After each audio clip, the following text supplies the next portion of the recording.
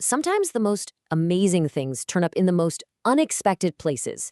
Imagine this. You find an old box, a box that hasn't been opened in decades. And inside, it's not gold or some long-lost artifact. It's just paper.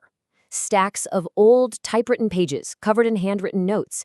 Turns out they're sermon notes from a small-town preacher. Okay, so let's dive into this, because what we found in that box was so much more than just a record of some old Sunday services.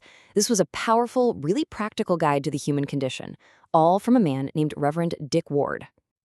See, he wasn't just some preacher reading from a book. He was the storyteller for his entire community. And the craziest part? 40 years later, his words on how to get through life's biggest messes, well, they feel like they could have been written this morning. All right, so let's get into what he was actually talking about. He didn't start with some super complex theology or anything like that. Nope. He went straight for the raw, universal stuff we all deal with. Things like anger, worry, and that feeling of what on earth do I do now when life just completely falls apart. So he's looking at the world back in 1981, and he sees what he calls the angry generation. He had the sense that anger was just simmering right below the surface of everything, and that it was becoming one of the most defining and destructive forces of his time. And his advice on this? Whoa. It was not gentle. It was incredibly direct. In his actual notes, he wrote this in all caps and underlined it. Stop it. Just stop it. He saw anger as a poison, a choice that would literally eat you alive from the inside out. So after taking on anger, he moves right on to its close cousin, worry. He looked around and saw this constant, just gnawing anxiety that was absolutely paralyzing people. And his approach here was so practical. I love this. He didn't just dismiss it. First, he'd acknowledge it, saying flat out, worry is real. Then, to make it relatable, he'd pull in references everybody knew, like Charlie Brown saying, I've developed a new philosophy. I only dread one day at a time. Or Scarlett O'Hara's famous, I'll think about that tomorrow. And once he had you nodding along, he'd hit you with this simple, powerful antidote. Stop just sitting there. Get up and do something. Then, to explain how he thought about crisis, he actually drew this little diagram you're seeing for his church bulletin. And his point here was so profound. He said a crisis isn't really the thing that happens to you. It's what happens in you. It's all about how you respond, not the event itself. That's a game changer. So, okay, if those are the big problems, anger, worry, crisis, what were his solutions? Well, this is where he introduces this really fascinating idea. A kind of faith that wasn't always comfortable, but it was always active. He had a name for it. The surgical word. Right. So, what on earth does that even mean? Basically, he sought it as a dose of necessary, challenging truth. He argued that sometimes what you really need isn't a comforting pat on the back. Sometimes you need what he, and I'm quoting here, literally called a sharp kick to wake you up and actually push you towards real change. And this shows you a really important duality in how he thought. He believed in both the healing touch, that gentle comfort for when you're suffering, and this surgical word. He saw his job as comforting the distressed, for sure, but also disturbing the comfortable. He argued that to be spiritually healthy, you absolutely need both.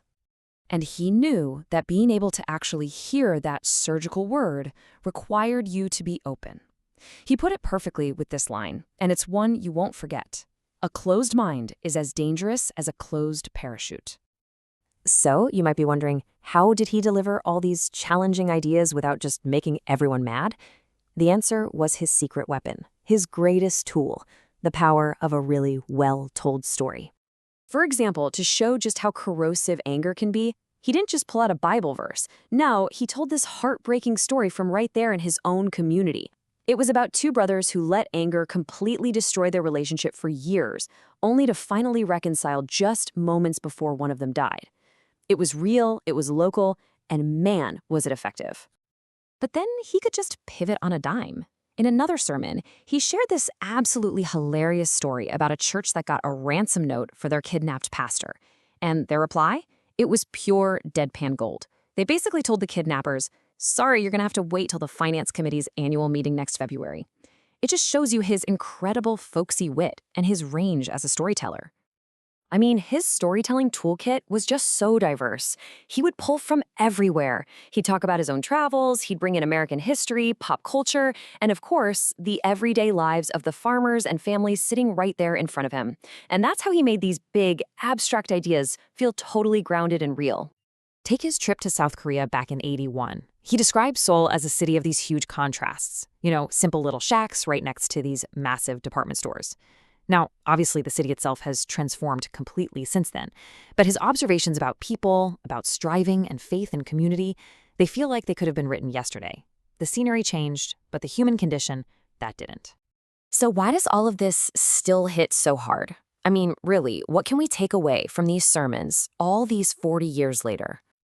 I think the power of his message really comes down to its simplicity and its laser focus on action. He wasn't interested in just abstract beliefs. He talked about stuff we all go through, using simple, direct language. And, as he put it himself in one sermon, faith and love have to issue in deeds. In other words, it's not what you say that matters, it's what you do. And this last quote we have here, it really just sums up his entire philosophy. He drew this sharp line between just being religious, going through the motions, and having an active faith. For him, the goal wasn't just to check a box. The goal was to be a light, to actually make a difference in a world he saw as pretty dark. Which kind of leaves us with one last thought to chew on. These sermons were a powerful communal thing. It was one person speaking directly and honestly to a group of people who knew him, who were his neighbors. And in our world today, where we're all hyper-connected through screens, it really makes you wonder, what, if anything, have we lost from that simple, powerful act?